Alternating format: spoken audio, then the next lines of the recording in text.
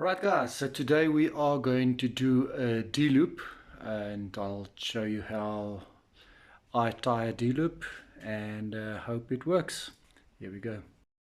So what you will need is obviously D-loop, a lighter, a D-loop tool, a side cutter, and obviously something to measure with. So when I had to cut my D-loop, I'm going to try here with my one hand. Personally, I like cutting it just above 4.5 inches, because when I then shear or burn the ends, I know it's around about 4.5.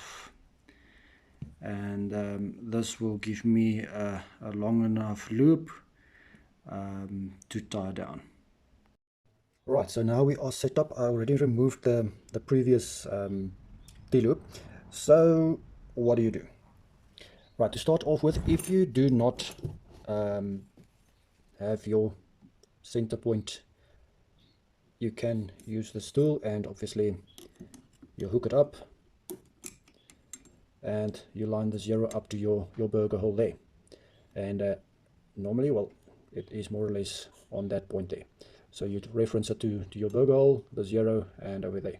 So your point of your knock will be on that point there. All right.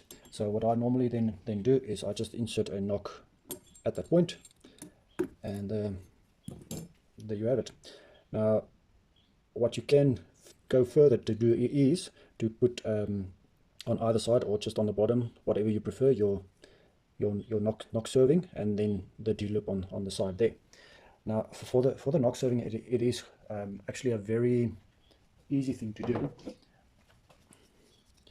So literally just you take some serving, I just want to burn it off there. Right, so a very easy way that I found is to serve that, or to make that knot. You can do double knot top, double knot bottom, and so forth. But a nice easy way that I found that works pretty nicely is I take a pin. So I take one above, one bottom, one above, one bottom. About four times is ample. So then what you do is this point you take through that side. Hey. Now if it wants to go that side, this one's got other ideas. All right, let's just push it through. Not working with me here. Come on, baby. There you go. So just want to get hold of it. All right, then you just pull it slightly, just so it's on the side there, and then you take the one this side, and you push it through that side. Let's hope this one works. There you go. Now if you pull it through on either side, you can remove the pin, and then you just tuck it slightly. You don't have to tighten it way. Just move it to where your knocking point must be, and then you tighten it. Okay, then you can just with the knot just tighten it there, and there you go. Bob's your uncle.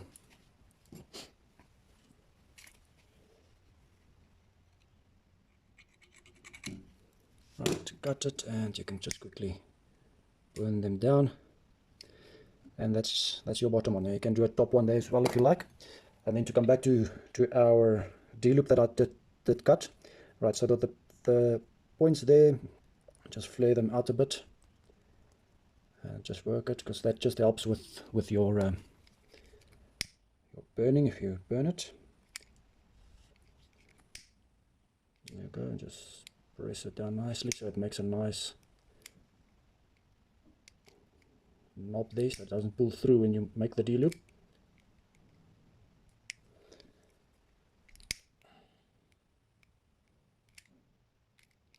Oopsie.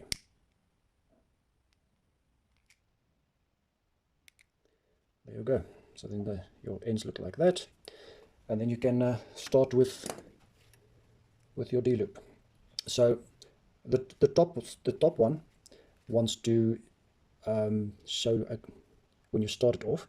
So you go over, you show that loop part towards you, and you push it through. Right. Okay, you can then just tuck it nicely. Don't have to overdo it at this stage. There you are. And then why my bow is going that side, that is the top cam there, and it is a right hand bow. If you do it on a left hand bow, this will show the other way around. All right, so why that loop goes away from you, because that's the top cam, is so that when you are hooking up your release, it gives that D loop more leverage to bend towards you. So when that part shows this side, it's going to bend against it. So that's not very, because then you're going to get strings, your string is going to whop and everything when you are on full draw. So this just gives it more movement, so that it can twist a bit. Right, but that's it. Let's move on. All right, so this one is now showing away from you, which means is this side must show towards you. So in front, take it through. All right, over, and then you need to get that sucker in here.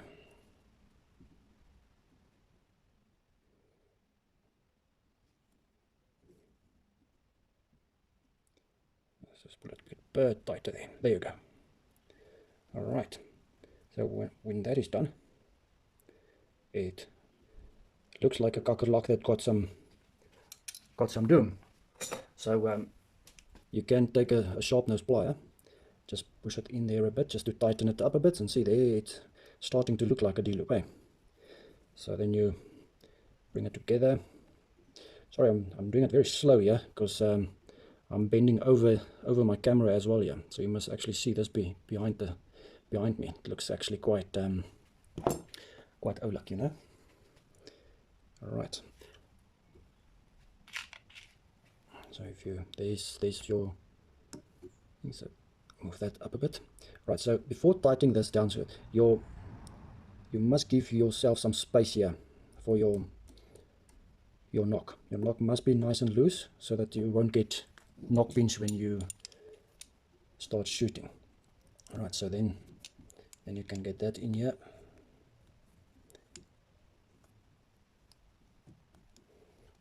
Okay. This needs to open up a bit more. There you go.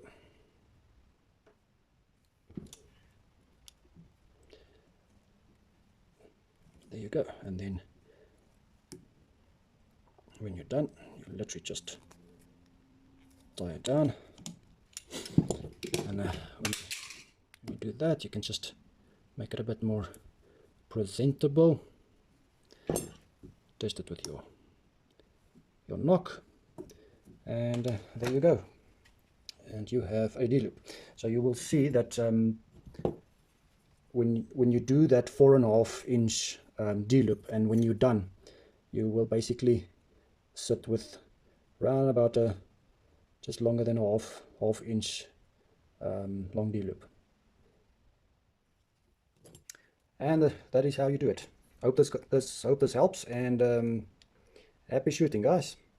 Here's a little bit of a bonus. We just done the D-loop, so I just thought I'll show you a quick hack. So you might sit with peep rotation. Okay, so when you draw, your peep is sitting either to the left or the right, and you need to try and, in full draw, try to pick this with your nose and get it straight. All right, so here's a quick hack to alter your peep quick and easy without getting it in a bow press. But remember, if it is extreme rotation, you will need a bow press to rectify that. But a quick easy fix is to insert a little D-loop material into your string, like what I've done here now. So what this basically is just to rectify that small little variances that your peep might have. So why that is, if you check here, if I move that up or down, your peep will start rotating. You see, if I leave it there, your peep is tilting straight down. If I move it to the extreme that side, it's tilting the other way around. So so yeah, this is just a nice little hack that you can do yourself, so that you can fine-tune your peep and always keep it straight. All right.